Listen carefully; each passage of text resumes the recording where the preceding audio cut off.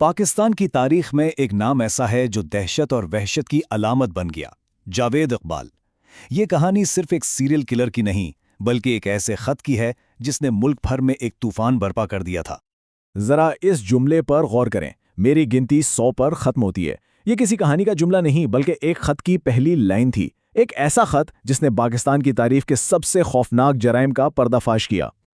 تو اس کہانی کی شروعات کسی جرم کی جگہ سے نہیں ہوتی بلکہ 1999 میں لاہور پولیس کو ملنے والے ایک خط سے ہوتی ہے، ایک خط جس میں 100 قتل کا اعتراف تھا اور جسے پہلے تو صرف ایک مذاق سمجھا گیا۔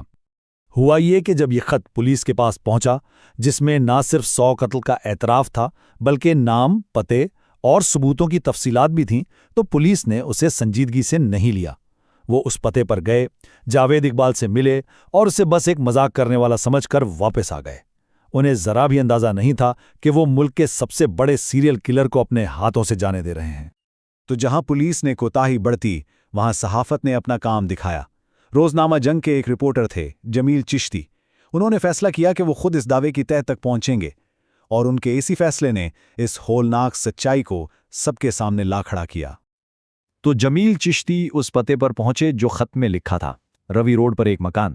انہیں کیا معلوم تھا کہ وہ کسی گھر میں نہیں بلکہ ایک ایسی جگہ قدم رکھنے جا رہے ہیں جہاں موت کا کھیل کھیلا گیا تھا۔ اندر جو منظر ان کا انتظار کر رہا تھا وہ کسی کے بھی تصور سے باہر تھا۔ جب وہ گھر کے اندر داخل ہوئے تو وہاں ایک عجیب سی خاموشی اور بدبو تھی۔ ہر طرف بچوں کے چھوٹے چھوٹے جوتے بکھرے ہوئے تھے، کپڑوں سے بھری بوریاں پڑی تھیں، اور پھر کونے میں وہ 2 بڑے نیلے ڈرم نظر آئے جو تیزاب سے بھرے ہوئے تھے۔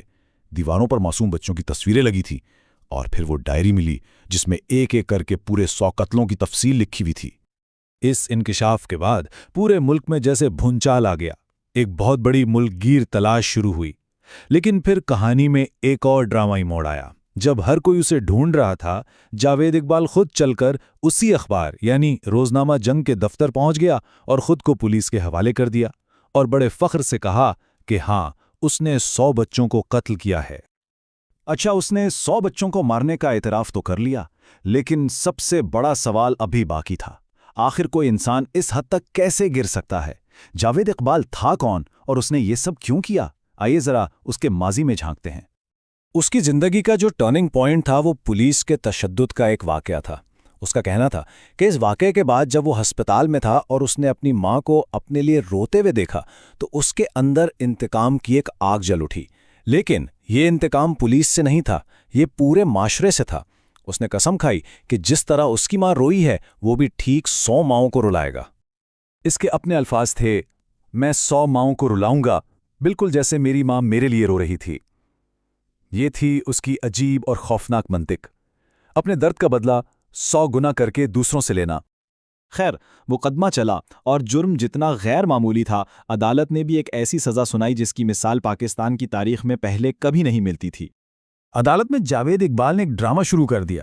وہ ہر سماعت پر اپنا بیان بدل دیتا، کبھی کہتا کہ یہ سب اس نے آوارہ بچوں کے مسئلے کو اجاگر کرنے کے لیے کیا ہے، کبھی کہتا کہ قتل اس نے نہیں بلکہ کسی گینگ نے کیے ہیں، وہ بس نظام کا مذاق اڑا رہا تھا اور سچائی کو الجھانے کی کوشش کر رہا تھا۔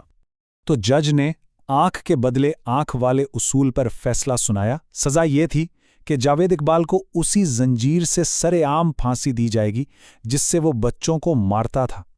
اس کے جسم کے 100 ٹکڑے کیے جائیں گے اور پھر ان ٹکڑوں کو تیزاب میں ڈال دیا جائے گا، بالکل ویسے ہی جیسے اس نے اپنے شکاروں کے ساتھ کیا تھا۔ اس فیصلے پر پاکستان سمیت پوری دنیا میں ایک نئی بحث چھڑ گئی، لیکن اس سزا پر کبھی عمل نہیں ہو سکا۔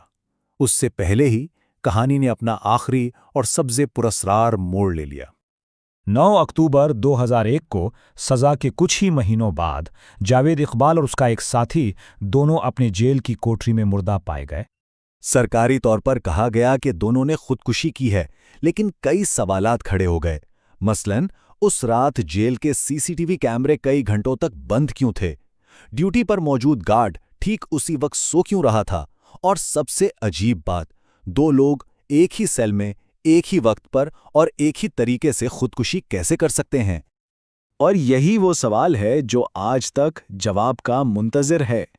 کیا جاوید اقبال نے سزا کے خوف سے خود اپنی جان لے لی، یا پھر اسے ہمیشہ کے لیے خاموش کرا دیا گیا تاکہ اس کے ساتھ دفن راز کبھی باہر نہ آ سکیں؟ اس سوال کا جواب شاید ہمیشہ کے لیے تاریخ میں ہی دفن رہے گا۔